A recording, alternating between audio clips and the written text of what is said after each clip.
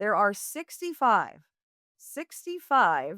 massage parlors in the city of Federal Way. Many or most of those, according to the mayor in a conversation I had today with Jim Ferrell, most of them are illicit, human trafficking, sex work going on behind those walls. Many of these places are operating for 24 hours a day, even though they're not allowed to. A lot of them along the busy stretch of Pacific Highway South, Highway 99 from the furthest south end of the city all the way up to where it crosses over the line into Kent and Des Moines. And it is a problem. It's not a new problem. It's something that the city has, kind of wrestled with how to address for many years because many of the women working in these massage parlors are human traffic victims.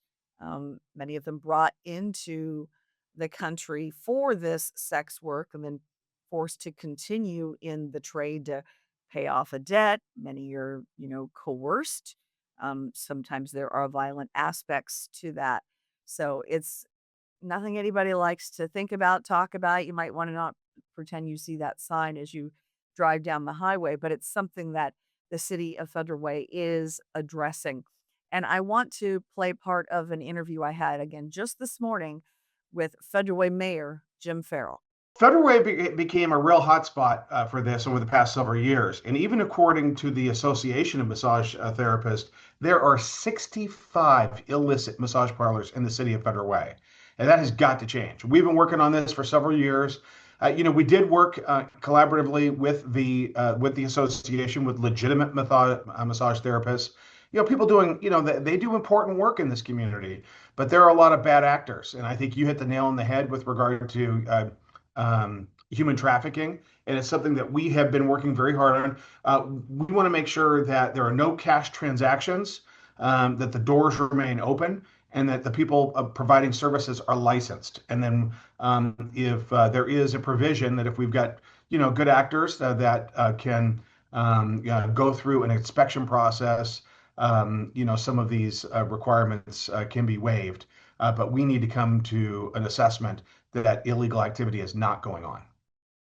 I also spoke this morning with Federal Way Police Department Deputy Chief Casey Jones. He's been with the city since the Federal Way Police Department's inception 30 years ago. And he told me he believes the city really became a kind of ripe location for the massage business trade due to a lack of local ordinances and the fact that the state 30 years ago kind of started to pull back and say, wait a minute, we're not going to prosecute these crimes. We're going to go after it simply from a business licensing, crackdown. And as long as they've got a legit business license for a legit massage parlor, we're good to go. What's happening behind the actual doors is nobody's business. We're going to assume everybody's legit.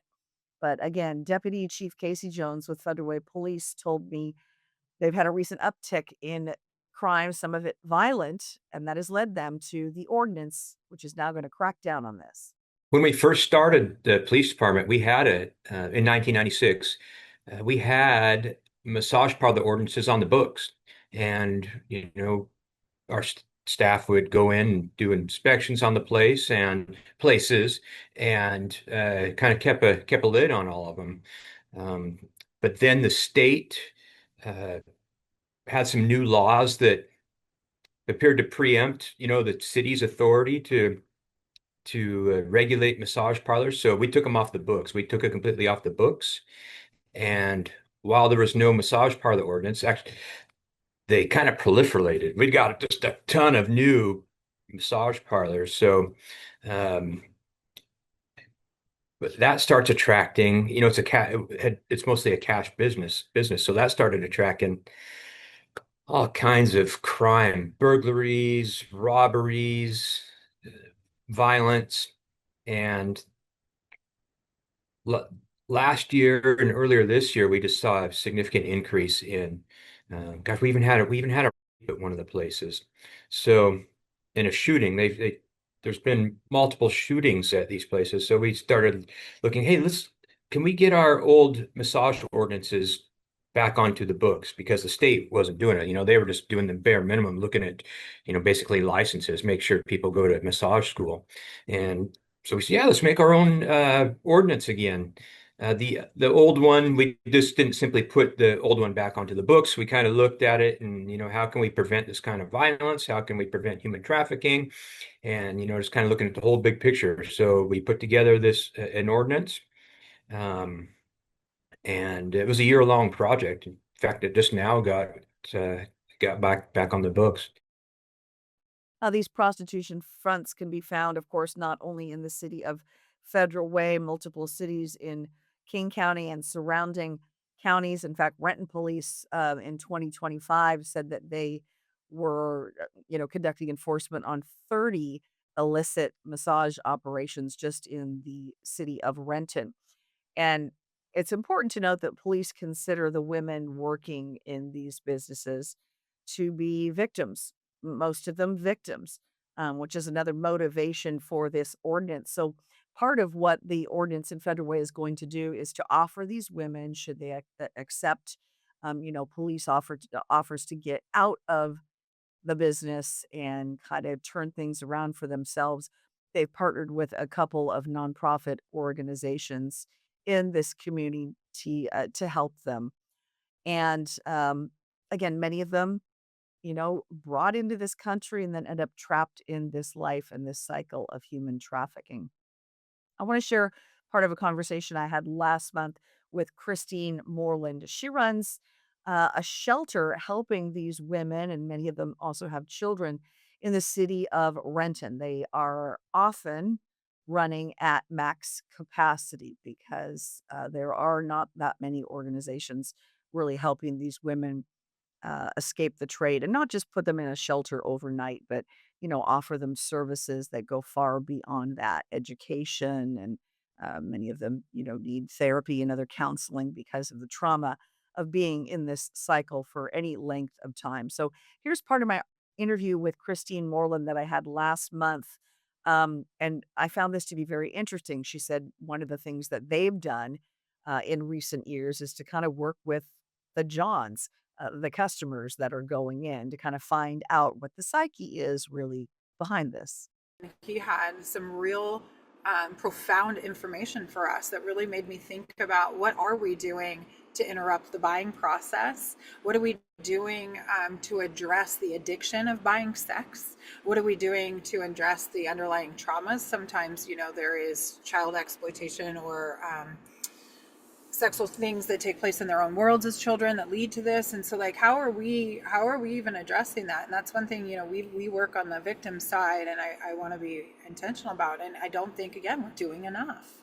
We're not doing enough. And if we lower that demand and really, break that cycle, I think that could be a real intentional tool. And so some of his points were, once somebody gets arrested for purchasing sex, make it mandatory that they go into something like John's school. And I know the city of Seattle used to have that, and that's reform, right? That is diversion. That is reform. That is, somebody gets a DUI, they have to go to the MAD classes and learn what their, driving drunk would have done to the mother. So the Federal Way ordinance that will be taking effect soon appears to really have some teeth in it. Each massage therapist is going to have an actual massage license. I was told by that Deputy Chief Casey Jones that oftentimes they'll go in, it's got a business license, and the owner, operator, manager will say that, yeah, all of our massage therapists are licensed, but then they actually aren't massage therapists with a license. It's quite a bit of work to go into. I've heard it likened from uh, folks that I've talked to that you really kind of have to have a nursing degree almost to become a licensed massage therapist in the state of Washington. So they're going to seek compliance there per the ordinance. Businesses will not be able to operate between the hours of 10 p.m. and 6 a.m. Going to be interesting to see how that is enforced. Cash transactions will be prohibited. So someone going in with a certain amount of money and then saying, I've got another $100 and here it is, that's going to be prohibited. During hours of operation, the business doors will have to remain open, so it won't be locked doors. A list of the actual services offered will have to be posted and visible. And then lastly, these internal warning systems. Um, it was explained to me today by, again, Deputy Chief Jones that a lot of these owner operators have had like this kind of alert button. And so a cop pulls in, they see him on, outside the window or a surveillance camera, what have you, and they'll push this warning, and then kind of everybody goes out the back door, and they haven't been able to really crack down or, potentially rescue any of these human trafficking victims. So those are going to be prohibited, and they'll be checking inside those establishments to make sure they don't have those alarm bells. So a lot of pieces there to unpack, but the city of Federal Way is very serious about this. And given the numbers, it looks like it's a good place to start. So that is a wrap on today's episode of Washington in Focus Daily for this Monday. We are already halfway through the month of July. Another beautiful sunny day out there. Hope you get some time to get outside and enjoy it. And I hope you'll join us again tomorrow.